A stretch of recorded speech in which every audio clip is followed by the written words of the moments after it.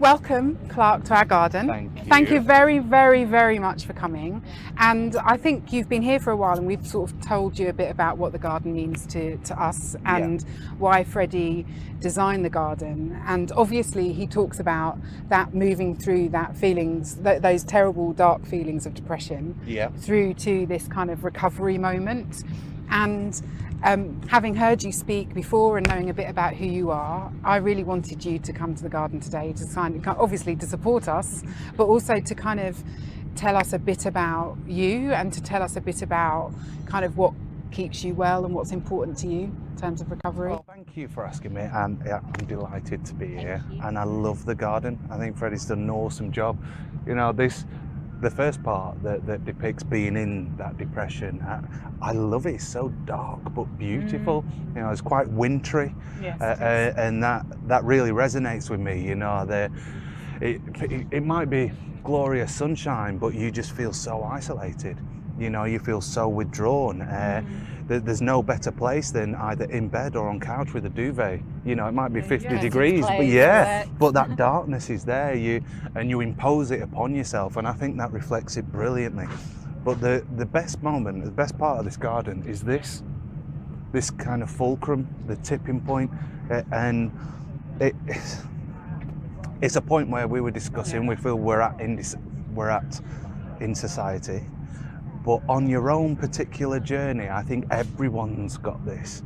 And when you get there, there's a real kind of, you know, hold your breath moment, because you've been through it before. You've been through it, you know, a dozen times. But when you're in that moment, you never know whether you're going to actually cross over the other side. And this really, really, it screams to me. That's my journey. You know, when I get to that tipping point and I can actually see spring on the other side. It's like a little relief almost, isn't it? And then the momentum takes you down into that meadow, doesn't it? I love it. So thank you for bringing me here. I'm going to have a word with Freddie. Yes, I mean, and I think it's really important to say that, you know, that space over there is when I came to the garden. I think I've said before that the thing that I resonated with the most was that shattered pool. Yeah, that's brilliant, isn't it? It's really, really powerful. And I think it's powerful because, one, it's beautiful, and even the most damaged thing can be beautiful. And I think we as people often have for such a long time, people who've been ill psychologically, spiritually, emotionally, whatever which way you want to describe it, but that we've kind of shunned that and not seen the beauty in it.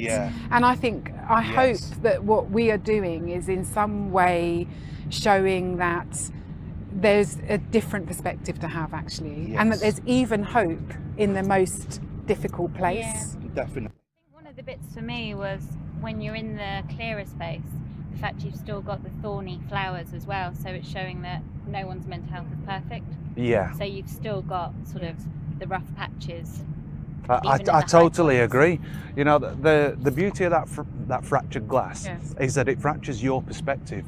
But what's behind the perspective, when you come and see it here in the clarity, is exactly the same. But it's just your perspective that's fractured what you see. So that beauty that lies within, the thistles are there, but you're able to see them for exactly what they are when you get to this side, you know, with that clarity. It's brilliant. I love it. One of the main things that I try and get across to whenever I'm doing talks is not that I'm damaged goods. It's that I come through a situation where in the right level of support, with the right focus, with the right A, B and C, we can produce something that is so much greater than what has gone before. You know, so that's what I see in the two parts of this garden. You know, I'm still here, frailties and all, warts and all, you know, but with my counsel around me, with the right support from either be it medically or professionally or whatever it is, I can utilize all of these things to do good and positive things, you know. But so it's not an ending, it's a beginning of something, and I think it's that trying to convey that message is important. Sorry, Emma. I was just going to say, I think sometimes you can be stronger once you've acknowledged mental health. Definitely. And you've kind of worked out how to handle your mental health, how to look after yourself, and looking out for the sort of breaking points almost. And once you've realised that, I think there's no sometimes about it. Every time. If you identify, you know, what your mental health issue, problem, stroke, whatever is, and you start to work with it, then you become self-aware. You become more aware of your strengths and more aware of where you actually need some support in an area. And getting that support amplifies your strengths. You know, so it's a win-win situation. You know, I think it is definitely, it's of paramount importance that you acknowledge. Well. Yeah, definitely. It's true, because one of the things that we were talking about this morning is just coming around into this space. You know, it's a busy space, everybody's kind of busy and frantic, and this morning was a bit stressful. Just to clarify, it was very stressful. But actually everybody's going through it. So you look at somebody and you think, actually, you know, they're fine. Why would they have a difficult time? Why would they feel badly about anything? Actually, everybody's got a story. I was talking about people passing the garden and having a reaction to it. So we've had a lot of people kind of stand and pause at different moments. And there was a woman, actually, she came and sat here and she was looking into the pool for a long time. And it was very clear afterwards, she came up to us and said, I'm really grateful for you doing the garden, and it, you know, it means a great deal, and you know, it's really unusual to see something like this here. And I could get a sense from her that she kind of wanted to have a chat about her own experience. So I said to her, does it resonate with you? Yeah. And she literally just said in ways that I can't even articulate right now. I had a few conversations like that today, where people just look at the garden and before they even know what it's about, they seem to read into the struggle and then the sort of breaking through. Yeah. And I think a few of them have had that. Freddie's vision definitely came through. I think you raised such an important point, and we were just talking about it, is, I mean, we're promoting 1,000 conversations, right? But you were just saying you have to be in that right place to have that conversation. You do. You know, and I think that's something that's really important to get across, because a lot of times there are people who come to me and say, oh, I wish I could do what you do. And I'm like, everyone can. Well, no, actually, everyone can't. No. They can't. Some people need to be in that safe environment, or in that a slightly elevated awareness state, or a comfortable state, you know, where they can have that conversation.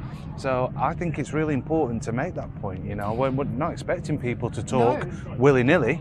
You know, don't be going talking willy-nilly. No, just throw out your intestines out there. Yeah. No, we're not suggesting that. You have to be in the right space. And there was something, you know, for me, I've had my own experiences, but I haven't always felt able to talk about it. I haven't felt comfortable. It's not just about the people around me. You know, I've never thought, oh, it's about stigma. It's about, you know, my own kind of feeling of being able to have that conversation, to be able to disclose that, to be prepared for somebody else's reaction. Yes. You know, because it's that public kind of, as well. Yeah. You don't know who else is going to see it, and No. the reactions that the public will have. So you need to be strong at that. Definitely, you know, you're in the public eye, so you know that kind of intense scrutiny on your story, and it's kind of dissected. But I sometimes think the difficult conversations are with the people closest to you. Yeah.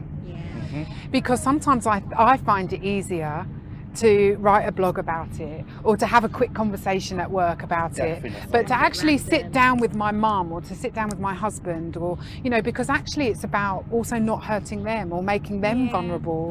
Yeah, with all due respect, I'll tell, you know, 500 people in an audience, I'll never see them again. Yeah. You know, hopefully I'll encourage them to do something. But I sit down with my mum, my dad, sit down with mum, dad, you know, my cousins. I'm kind of like, I'm interacting with these people on a daily basis, and they matter to me. Yes. You know, so if I offend them, if they don't believe me or agree with me, or they don't validate my experience, it can be really tough. Absolutely, and that sense of, you know, I remember when I was really poorly with postnatal depression, and I thought, oh my God, this is a secret. Nobody knows that I'm ill. Of course, everybody knew that I was ill. Well, no, everybody knew I was ill because I was like really ill.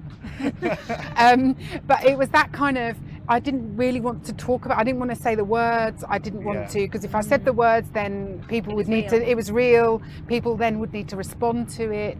I actually felt deeply ashamed actually. Even though I'd worked in mental health all my career, I felt deeply ashamed because I thought, how did I not know? Yeah, how did I not know about this and that how I would feel, or to get help? And I remember having those first conversations with the closest people and thinking, oh God, what will they think? How will they feel about it? Am I hurting them? And you know, it's so complicated. And I think when we talked about these mental health conversations, it's kind of like everybody's talking about mental health, but we did want to make it personal a bit. We did want people to say, this is how I feel, this is how I keep well, these are the people that started it off, didn't you? Yeah. Your amazing blog. It's so good. Yes, I was so impressed with it. It was like, that was the first time I'd said it out loud in public.